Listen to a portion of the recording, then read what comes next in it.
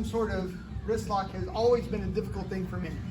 Very difficult. I've seen it for decades. When I say decades, going on 40 years. Right? Whether the guy's punching, and I try to grab this thing to make a wrist lock, or whether he's grabbing me, and I try to make a wrist lock. Sometimes these things are just very difficult. Okay? However, with creativity, there are things that we can do, right? So we go to fight, right? And I start here. Okay? He makes grip, I entangle here. Now when I make my move, I make another move until it locks. If it doesn't lock, I make another move until he can't go any further. I've seen these in a couple of Jiu Jitsu tournaments and I thought, situational at best, not my favorite. So let's talk about what happens on the ground. So he goes to the ground, and I'm thinking to myself,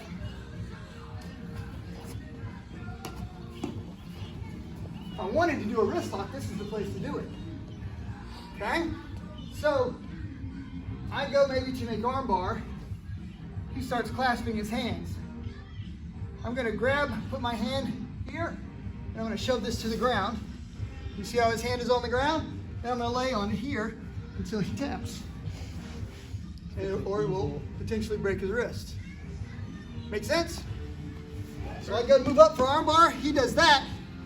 All I got to do is secure that wrist, use my body, and push it to the ground.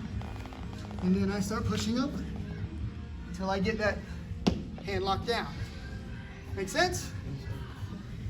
A little creativity will go a long way. Let's say that I decide to go for Americana. I get my arm here. He wants to pull towards his chest. He lifts his hand up.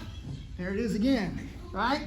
All I do is push it out, lay on it, and that is a pretty effective little wrist lock. Evil. Okay? I lift him up. I go to make arm bar. Here it is again. I grab. This time, I compress here. And I can also go to arm bar. So if you're going to do a wrist lock, and you're not as fast as the masters that are doing it, and I'm one, I am not catching wrists out of right out of the air. It's hard. This is what you do. You entangle.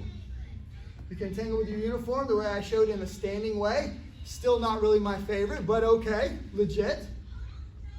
But the bottom line is when I control his body, suddenly every technique that I want to do gives me something. This one, right? This one.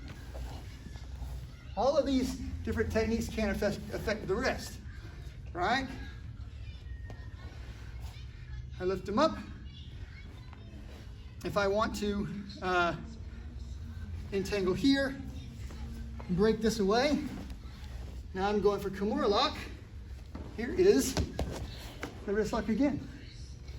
You guys see how I'm compressing that wrist in a most uncomfortable way? So, what am I saying? Get on the ground with your partner. Try Americana. Try Kimura. Try straight arm bar. Cross-side arm bar. And see if at some point his hand ends up in a bent way. And we're ignoring those things because we consider it rude to do what we call small circle. But very effective if you can entangle and try that. Guys, you get in this position, and if somebody's really super good at feeling what you're doing, you think, okay, we'll secure the arm. They're automatically thinking arm bar, right? We'll grab the collar, we're thinking choke, right? What they aren't thinking is that this wrist is already at risk, okay? So I bring him in here, I pin this to my body. I'm not gonna grab the wrist, I'm grabbing the hand. I'm gonna pin it to my body here, grab the elbow, and I'm gonna pull this way, okay? I'm gonna pull this way, okay? So when I pin this to my body, and I grab his collar, okay? And I pull him onto it, he's gonna try to protect against Kimura lock. So I'm gonna grab that elbow and I'm gonna bend the elbow forward and compress the wrist this way. Okay, so I just compress this way, right? He's gonna want to escape that, so I do this, and now I've got this one. Okay. Sorry, Joel. All right. So, if you've ever been stacked up and squashed in the arm bar, I get here, right? And I'm going for this arm, and he tries to stack me up, right? But he's not watching his wrist, is he? Right? I just grab it, duck a little bit lower, and I've got it here. Okay? You guys see I've got good control here, and he's pushing down on me because he doesn't want to, he wants to get his arm free. And maybe I'm not strong enough to push him away into the arm bar. So as he pushes me forward, I compress that wrist this way, okay? Now, I can also grab it, and I can turn it out this way, and now I've got a turnover, and that becomes a shoulder lock, okay? So depending on these small joints that we typically aren't working, we're working the big joints, the elbow, the shoulder, the knee, right?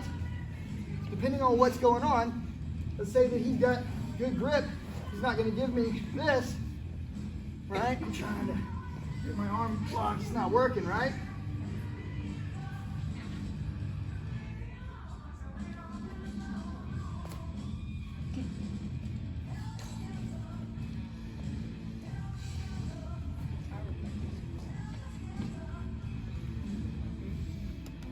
Okay? Make sense? Okay, so the thing I would tell you to remember is that the wrist is only going to bend but so far. If I can get it and turn it to this position, I'm not in great position to really make a good Kotegeist, right? Or this kind of a lock, right? Well, let's say that I grab it and he's trying to pull away a little bit. I can certainly grab it here. And now I've got a great shoulder lock. This is a small wrist lock. That's a good shoulder lock. Okay? Get cracks. Make sense? So again, if I'm thinking old school jiu-jitsu, grab, palm towards him, well, I'm too close. I can't really maneuver this very well. Can I turn it the other way? Still can't really maneuver it very well, right? But once I break the wrist down, right, it gives me everything else. There's my Kimura lock. So it's setting things up, giving them the stimulation to move, to pull back. Okay? All right. Questions on some of these small wrist things. Now, if you do them in this class, people are going to be like, worked his wrist one time, right? He's going to be wary. He's not going to want that. He's going to straighten that arm out. No problem. Head and arm choke, right?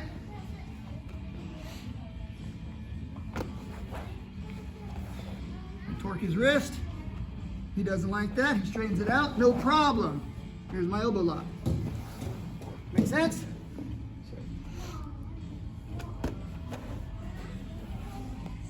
We go to torque this.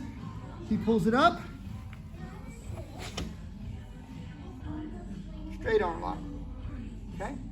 If that's not good enough, switch. Jujigatami. Okay? So do you see how we're kind of linking things together? We're stimulating some things, okay?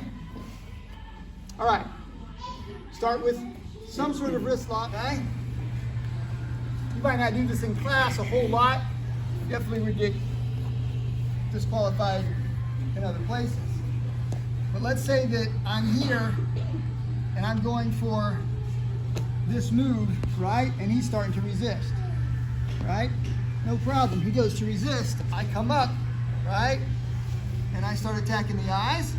Suddenly, that hand is probably going to let go. I've trapped this hand. He's going to do everything he can to get that off. Now, I got this. Does that make sense? Pretty simple. Simple, easy self-defense stuff. All right. Same thing, right? Maybe I am going up for armbar, and he's going for this defense, right? This hand seems pretty free. Push the hand away, finger into the eye, right? Now trust me, he's going to let go one of those hands once I start making this pressure. He's not going to want that to happen. Once I do that, I set him up, right? And I crank this, and hopefully I finish the fight. I dislocate this elbow by lifting the hips up and pulling down pretty hard. Okay, from the guard position, right? There might be some things that you could do, okay? So for example, I grab here, and I'm trying to make arm bar. He goes and starts stacking me up, right?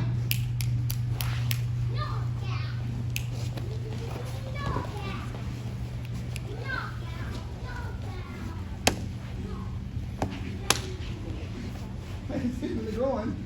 He'll loosen up quick. Plus, he'll stand up. So I hit him in the groin, he stands up, there's the arm bar. Does that make sense? Sure.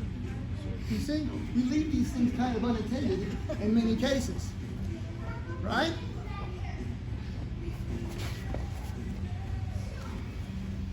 Trying to work my triangle choke, right? He starts working his defense.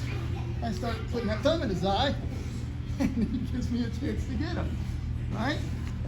Then I go back and put the thumb in his eye anyway and get the other thumb, right? See how he's just left this unattended? Right? He starts pulling that off. No problem. Does it make sense? So we can do all sorts of things, what we call dirty fighting in Jiu Jitsu class, to stimulate the technique for self-defense. Make sense? Pretty simple. All right.